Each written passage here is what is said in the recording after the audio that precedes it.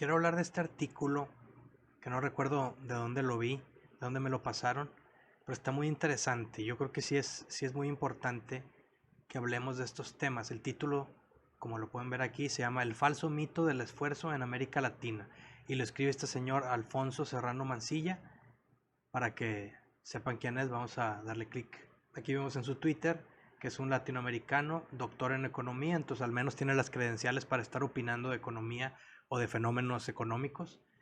Director de Cela Geopolítica y ahora Radio La Pizarra. Aquí el artículo ya lo tengo subrayado, aunque prácticamente subrayé todo porque es de esos artículos muy cortos, no muy sintetizados. Lo que quiero es leer el libro que se recomienda. Pero bueno, empieza a decir: hay un claro sentido común acerca de las grandes fortunas en la región, o sea, que en Latinoamérica, que señala la corrupción y la herencia como los orígenes de las enormes riquezas de unos pocos. Y pues yo creo que esto es algo que pues mucha gente pues, asume, ¿no? Digo, al menos en mi país, en México, la corrupción es una de las fuerzas más importantes para que funcionen las cosas, ¿no? Y sabemos desde todos los niveles, desde el nivel más bajo, desde que te detiene un oficial de tránsito, desde que te detiene un oficial de policía, ya hay corrupción. O sea, a veces quieren buscar dinero, no están haciendo su trabajo con tal de que les des dinero. O sea, todo está corrompido por el dinero. Aquí el autor hace la pregunta: ¿quién puede asumir que el salario es un fiel reflejo del esfuerzo? Y esto sí es una pregunta muy interesante porque es en verdad, o sea, a pesar de que conocemos casos de éxito, de gente que se esfuerza muchísimo, que se levanta temprano, hace ejercicio, tiene un cuerpo saludable, tiene su mente saludable, trabaja todos los días, etcétera, etcétera, y logra amasar dinero, logra hacer negocios exitosos, a pesar de que nació sin ser rico. De todos modos, o sea, si somos objetivos, el esfuerzo no equivale a riqueza ni a éxito. Y lo sabemos, o sea, los trabajos más demandantes físicamente, por ejemplo, las personas que construyen casas o las personas que limpian las casas, o sea, trabajos que no se pagan bien, pero requieren muchísimo esfuerzo.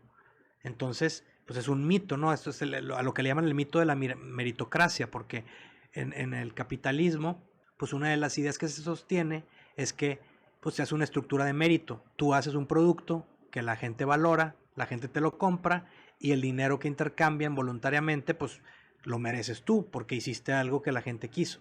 Pero es un mito en verdad, porque no todos tienen acceso a lo mismo. No todos tienen acceso a estudiar bien, no todos tienen acceso a tener amigos con dinero, no todos tienen acceso a tener, no sé, alguien que los ayude, o sea, algún amigo, etcétera. Entonces, no hay una meritocracia. Sí existen, o sea, porque es algo que yo muchas veces discuto, o sea, sí existen, pues se podría decir pseudo meritocracias, ¿no? O sea, estructuras, por ejemplo, en una escuela. No todos los niños tienen acceso a una escuela de alto nivel, pero los niños que sí tienen acceso, ellos están compitiendo en una pseudo meritocracia dentro de la escuela. Claro, si la escuela no está corrompida también por el dinero, los intereses y demás. El niño que saca mejores calificaciones, pues es el que va a estar arriba en el cuadro de honor y demás. Pero no se puede llamar una meritocracia real porque no todos los niños tienen acceso a la misma escuela. Después dice: el mito del esfuerzo en América Latina es una gran mentira, tanto desde un criterio de subjetividad como si lo miramos objetivamente en cifras.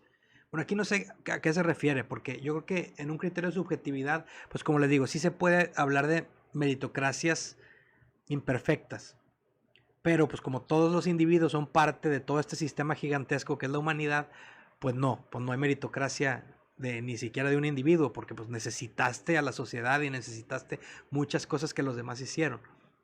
Existe una gran mayoría que no se come el cuento. Digo, yo creo que la mayoría no se lo come. O sea, sí hay ahorita una tendencia de, pues de la gente que son coaches de motivación y del pensamiento positivo y demás, que a lo mejor sí venden este cuento o esta historia de que, oye, si tú te esfuerzas, si tú piensas, si tú le pides al universo, va a suceder. Pero a la mayoría no le funcionan. O sea, en la realidad, o sea, estos son datos que tenemos que enfrentar porque son parte de la realidad. Si seguimos tapándonos los ojos y no queremos verlo, pues el problema solamente se va a ir empeorando, como lo hemos visto en los últimos décadas, ¿no? Los últimos años. Por ejemplo, en Argentina, según nuestra encuesta de CELAC, cuando se pregunta cuál es el origen de la riqueza de las familias más adineradas, solo el 15.1% considera que se debe al esfuerzo.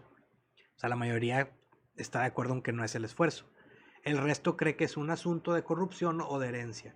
En Chile, México, Bolivia, Perú y Colombia los porcentajes son similares. En México es el 21.7%, digo, se me hace alto, la verdad, porque pues, en México tenemos la mitad del país vive en pobreza. Entonces, que el 20% crea que los resultados son verdaderamente solamente por su esfuerzo, pues es un porcentaje bastante alto. Digo, aunque también, digo, viéndolo en el porcentaje de 100, pues es una quinta parte solamente. O sea, el resto sabe que es mentira. Y aquí viene este infográfico muy interesante. Sí, yo me voy a concentrar aquí solamente en los datos de México, aunque son sumamente similares en Latinoamérica, ¿no? El 21%, 21.7 cree que es por el esfuerzo, el 17.8 cree que es por la herencia y el 55.5 cree que es producto de la corrupción. O sea, y esto es, pues es bastante obvio, o sea, no basta, o sea, tenemos un país con recursos naturales, con costas en ambos mares, con gente inteligente, con gente creativa, gente trabajadora, gente buena en general, o sea, a pesar de que tenemos el problema del narcotráfico, la gente en México en general es buena, son buenas personas. Digo, dentro de lo que cabe, somos humanos, ¿no? Pero todo el tiempo estamos viendo escándalo tras escándalo tras escándalo de la corrupción. Entonces es una realidad que tenemos que enfrentar, porque no solamente es una percepción, es la realidad. Luego el autor sigue diciendo, esta falacia, relación entre esfuerzo y riqueza, queda absolutamente demostrada en el libro El Capital del siglo XXI, del economista francés Thomas Piketty. Tengo que leer este libro porque pues, quiero ver los argumentos completos. La herencia es uno de los principales factores para estudiar la reproducción del modelo económico capitalista. O sea, para él dice que vivimos en una aristocracia, o sea, el gobierno de los herederos. Y esto es verdad, porque, o sea, es complicado hablar de eso, porque los grandes capitales, o sea, los grandes empresarios, pues son las personas que hacen las empresas, que generan muchos empleos, que transforman hasta cierto punto el país. Pero en verdad también pues es un gran problema porque yo me pongo a pensar, por ejemplo, estoy jugando el videojuego, un juego que se llama Red Dead Redemption 2 y es un juego que ocurre a principios del siglo XX, o sea, 1900, empezando en 1900. Entonces ves a una versión de Estados Unidos de hace un siglo. Entonces algunas de las ciudades de las que visitas con tu personaje pues son, por ejemplo, Nueva Orleans o es Austin o es ¿qué otra ciudad? Bueno, no recuerdo qué ciudades, pero por ejemplo Nueva Orleans. Tú ves la ciudad y hay unas haciendas gigantescas, unos ranchos gigantescos. Entonces hace 100 años llegaron personas europeas o llegaron personas con dinero y se apropiaron de extensiones gigantescas de tierras. ¿Por qué? Pues simplemente porque llegaron, así era, no estaba legislado, no había tanta población, tú podías llegar con tu equipo, con tu dinero, con tus soldados o con tus guardias y te apropiabas de un terreno gigante y luego te pones a cultivar cosas para hacer agricultura o te pones a multiplicar animales para hacer ganado, etcétera, etcétera, y pues tienes un negocio gigantesco. Pasan los años y esa familia que llegó y se apropió solamente porque sí de extensos territorios, pues ahora son multimillonarios. Y esa riqueza y esos terrenos pues se siguen heredando de familia en familia. Entonces, ¿dónde queda la oportunidad para los demás que llegan ahí? Entonces, los que mandan pues verdaderamente son los herederos, son los que siguen teniendo el poder. Y es muy, o sea, yo no quiero etiquetar de derecha o de izquierda o de marxismo o de capitalismo y demás, pero pues si hay un problema en ese sistema en el que una persona amasa riqueza y luego simplemente se la pasa a sus hijos. Sí se puede debatir, o sea, es debatible que es algo justo, porque pues si una persona generó eso, pues él tiene derecho a regalarle lo que quiera, pero desde el punto de vista de la humanidad o desde el punto de vista de la sociedad, pues sí es un problema, porque digo, y lo vemos año con año, cada vez se acumula riqueza en menos manos. O sea, si esta familia que tiene muchísimos terrenos, muchísimo dinero, tiene un hijo y mueren, pues todo pasa al hijo y de repente el hijo tiene una cantidad gigantesca de activos que a lo mejor ni siquiera están generando valor. O sea, son terrenos que tiene ahí, o es dinero que tiene en el banco, o es oro que tiene en una bóveda. Y él está contento cuando necesita usarlo, pues lo usa, pero la sociedad, muchísima gente pues no tiene la oportunidad ni siquiera de vivir. O sea, ahorita, por ejemplo, las rentas, mucha gente tiene que pagar renta solo por vivir. No tiene una casa, no tiene un departamento, un lugar donde diga, bueno, pues mínimo aquí puedo estar sin que me estén pidiendo dinero. O sea, no se puede. O sea, si hay un problema con esto del gobierno de los herederos. Y aquí en México es muy claro. Incluso lo vemos en la política. O sea, de repente vemos a un político con cierto apellido, pasan los años y vemos que ahora el hijo también es un gran político y empresario al mismo tiempo, y luego los nietos, etcétera, etcétera. Entonces, en verdad, no está funcionando una meritocracia, o sea, no funciona el esfuerzo y no funcionan las habilidades, no funciona ni siquiera el talento. Digo, claro que hay sus honrosas excepciones, ¿no? Digo, y es un fragmento. Salen nuevas tecnologías y de nuevo vuelve a pasar lo mismo. Y el autor continúa, se espera que las 500 personas más ricas del mundo les entreguen a sus herederos la suma de 2.4 billones de dólares en las próximas 2 décadas. Y a nivel Latinoamérica el fenómeno es idéntico, más de la mitad de la riqueza pasa de generación en generación sin verse afectada por nada ni nadie. La verdad, 2.4 billones para una escala país no es nada. Pero pues para una escala de el 1% de las personas que tienen la mayoría de la riqueza, pues esto simplemente es perpetuarlo. O sea, es muchísimo dinero para que estén en unas poquitísimas manos. El otro eje es la corrupción, que representa un significativo porcentaje del PIB en la región latinoamericana. Y esto en México ya lo sabemos. O sea, todo mundo conoce políticos que son ultramillonarios. Y a pesar de que son personas de alto, ¿cómo lo puedo decir? O sea, de alta capacidad, ¿no? O sea, son eficientes, son inteligentes, son trabajadores, son muy hábiles para negociar, pero también son corruptos. Entonces, te preguntas, oye, ¿esa riqueza que tiene sería el mismo tamaño si no fuera por la corrupción? ¿Sería el mismo tamaño si no hubieran estado involucrados en la política? Porque desde mi opinión, no debería permitirse que un empresario que tiene empresas relacionadas a cosas, bueno, es medio absurdo porque todo está relacionado con el gobierno, pero por ejemplo, gente que tiene constructoras o que tiene empresas de químicos que le vende a las petroleras o personas que tienen equipo eléctrico para venderle a la Comisión de Electricidad, o sea, todas estas mega empresas paraestatales, todas las personas que tienen empresas relacionadas a estas, yo creo que no deberían de poder ser políticos porque pues es absurdo, obviamente se van a beneficiar ellos mismos. Obviamente van a mover las cosas para que se... Hoy en día, con el mismo presidente que tenemos, Andrés Manuel, él tiene familiares en el gobierno que están recibiendo contratos y demás. Y a pesar de que no es porque él está dando la orden, pero pues es obvio que sí funciona, ¿no? O sea, él no está diciendo, denle contratos a mi prima, o denle contratos a mi hermano.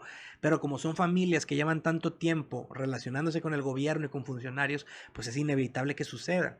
Y siempre hacen trampas, o sea, siempre, por ejemplo, en una licitación donde la gente tiene que pues, participar y dar opciones diferentes para ganar una obra, pues las licitaciones, las condiciones las hacen a modo para que gane cierta familia, cierta empresa, etcétera. Al hablar de corrupción, no solo nos referimos a un asunto circunscrito exclusivamente a los políticos. Hay tanta o más corrupción en el sector privado, o mejor dicho, en las grandes empresas. Eso es cierto, o sea, las grandes empresas tienen un poder impresionante que corrompen a los funcionarios, corrompen a la policía y demás. Y también tenemos a los narcotraficantes, ¿no? O sea, a toda esta industria, bueno, que se podría considerar sector privado, pero sector privado malo, ¿no? Que tienes a todo el crimen organizado, que por la corrupción, pues, corrompe todo. O sea, corrompe desde el policía más, o sea, el policía que está en la calle hasta los oficiales del ejército de alto rango. Entonces, la conclusión del autor es que la corrupción y la herencia constituyen definitivamente el combo explicativo en buena parte de la riqueza latinoamericana. Y esto es cierto, y lo tenemos que enfrentar. Y esto ya no se trata, para mí, o sea, ya no se trata de estar etiquetando qué es derecha y qué es izquierda, y quién es marxista y quién no, y quién es socialista y socialdemócrata. O sea, yo creo que estas etiquetas solamente nos están haciendo daño porque nos dividimos, ¿no? Y ahorita pues es muy desesperante incluso discutir en las redes sociales, porque dices cualquier cosa que se mueva un poquito de una ideología sólida y ya te quieren radicalizar como si pensaras de manera opuesta, o como si fueras enemigo, o como si lo quisieras destruir. Por ejemplo, esto de hablar de las herencias. O sea, hay gente que no ve el problema de las herencias, lo ve como algo pues normal, o sea, como algo que está bien y así debe de funcionar. Pero si seguimos la tendencia, o sea, ¿qué es lo que va a pasar? O sea, eventualmente, pues la riqueza, digo, ya está ahorita en un extremo, pero eventualmente, pues la riqueza va a estar en la mano de 10 personas, digo, por exagerarlo, y todos los demás, pues vamos a estar viendo, pues cómo le hacemos, o sea, cómo jugamos, qué va a pasar con los demás. Y bueno, pues yo creo que tenemos que pensar en estas realidades, que son hechos, que son cosas que está provocando el sistema que tenemos, digo, le podemos llamar capitalismo. Algunos argumentarán que no es capitalismo perfecto o no es capitalismo bien aplicado y por eso sucede esto. Algunos dirán que no son monopolios.